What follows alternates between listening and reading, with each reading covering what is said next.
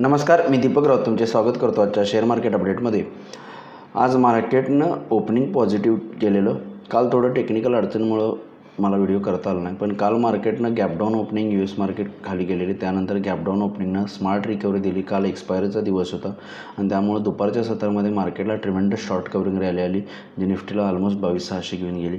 आज दिवसभराची सुरुवात निफ्टीनं 22,600च्या आसपासच केली, पण त्यानंतरनं मात्र मार्केटला प्रॉफिट बुकिंग आलं, सेल ऑफ बघायला मिळाला आणि जो काल दुपारनंतरचा गेन होता, जो 22,400च्या अबाव दुपारनंतर मार्केटला एक शॉर्ट कवरिंग रॅली ट्रिगर झालेली, तिथंपर्यंत मार्केट परत पुन्हा येऊन ठेपलं. म्हणजे एक प्रकारे सीसॉ मुवमेंट. काल लोअर लेवलवर, आज हायर लेवलवरून खाली, अशा काइंड ऑफ मूव आपल्याला बघायला मिळाले. आणि ओव्हरऑल मार्केट या वीकमध्ये इकडे तिकडे कुठेही न जाता ऑलमोस्ट 22,400च्या आसपासच most of the time trade करून तिथं क्लोज झालेलं आपल्याला बघायला मिळालं. त्यामुळे ओव्हरऑल मार्केटला हे नक्की आहे, निश्चित आहे की हायर लेवलला मार्केटला सप्लाय आहे आणि unless and until market previous highs cross करून मेंटेन वरती राहत नाही तोपर्यंत वर जाईल असं वाटत नाही आहे. हायर लेवलला दबाव राहील असं मला वाटतं. लोअर लेवलला सपोर्ट येतो, DIs बाय करतात, पण FIs अग्रेसिव्हली कंटिन्यू गेली कित्येक दिवस विकत आहेत. कालही FIsने जवळपास 2800 करोडचं विकलं, DIsने त्या बाजूला 6,100 करोडचं खरेदी केलं. पण ओव्हरऑल ग्लोबल मार्केटमध्ये एन्व्हायरमेंट थोडीशी खराब वाटते. काल USच्या GDP ग्रोथ स्लो आल्यानंतर US मार्केट्स खाली गेलेले, पण ओव्हरऑल बऱ्यापैकी लोअर लेवल रिकव्हरी गेली US मार्केटने काल थोडीफार, पण ओव्हरऑल जे आहे तो चांगला निगेटिव्ह झोनमध्ये क्लोज झाला. मार्केटमध्ये थोडंसं कॉशियस राहणं असं मला वाटतं. व्हॉलेटिलिटी वाढत आहे. विक्स भलेही लो असले तरी मार्केटला बम्पी राईड्स येतात. गॅपडाऊन ओपन किंवा गॅपअप ओपन होऊन त्याच रेंजला राहत असतं. स्टॉक स्पेसिफिकसुद्धा मोठ्या पद्धतीनं सेलिंग येतं. काल कोटक बँक ब्रेक केला 10%. आज बजाज फायनान्स 8% ब्रेक केला. रिझल्ट चांगले असतानासुद्धा बजाज फायनान्सवर बऱ्यापैकी एक सेल ऑफ बघायला मिळाला, पण over the period of time तो निश्चित रिकव्हर होईल, कारण रिझल्ट चांगला आहे, स्टॉकही चांगला आहे. पण ओव्हरऑल मार्केटला स्टॉक स्पेसिफिक मुवमेंट्स येत आहेत आणि इंडेक्स लेवलला मात्र मार्केटला व्हॉलेटिलिटी बघायला मिळते. आणि ही मूव मला वाटतं कंटिन्यू राहील. इलेक्शन फेज जशा पॅन आउट होतील त्या पद्धतीनं मला वाटतं मार्केट जे आहे ते व्हॉलेटाईल राहील असं वाटतं इलेक्शनपर्यंत ओव्हरऑल. पण ओव्हरऑल मला वाटतं निफ्टी 22,000, 21,800 हे जो लो केला आणि 22,800 जो हाय आहे त्याच रेंजमध्ये राहील असं वाटतं अप अँड डाऊन्स. त्यामुळे लोअर लेवलला बाय करा, बाय अँड टिप हायर लेवलला सेल करा, पण थोडंसं हायर लेवलला कॉशियस राहा.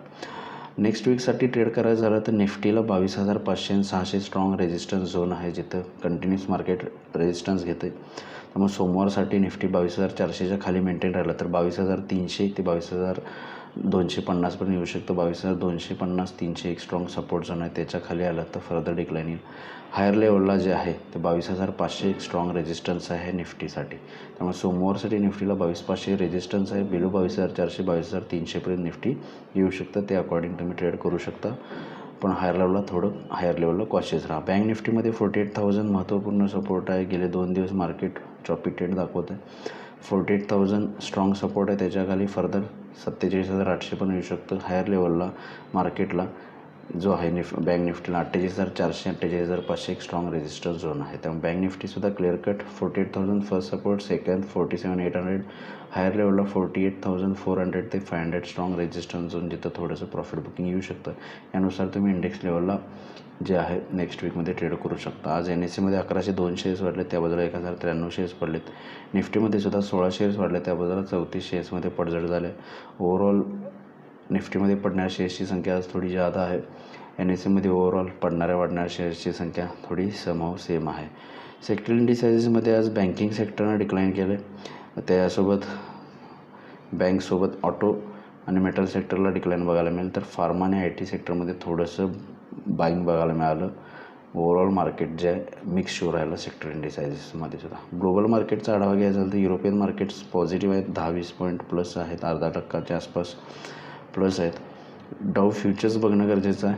आज ॲक्च्युली फ्लॅट आहे डाव फ्युचर्स 11 पॉईंट फक्त, पण मार्केट ॲक्च्युअल बघणं गरजेचं आहे की US मार्केट्स काल चांगले खाली गेलेले स्लो GDP रेट आल्यानंतर. त्यामुळे बघणं गरजेचं आहे आज बॅक टू बॅक रिकव्हरी येते का सेलिंग प्रेशर राहतं, त्या अकॉर्डिंग आपल्या मार्केटला नेक्स्ट वीकमध्ये ओपनिंग राहील. पण हायर लेवलला मागाशी जे सांगितलं नेक्स्ट वीकमध्ये 22,500, 600 strong resistance, 22,200, 22,300 strong support zone ह्या वीकमध्ये नेक्स्ट वीकमध्ये मार्केट कदाचित त्या रेंजमध्ये राहू शकतं. तर बघूया मार्केट्स सोमवार आणि पुढच्या वीकमध्ये कशा पद्धतीने बिहेव होत आहे. माझा व्हिडिओ ऐकला त्याबद्दल धन्यवाद.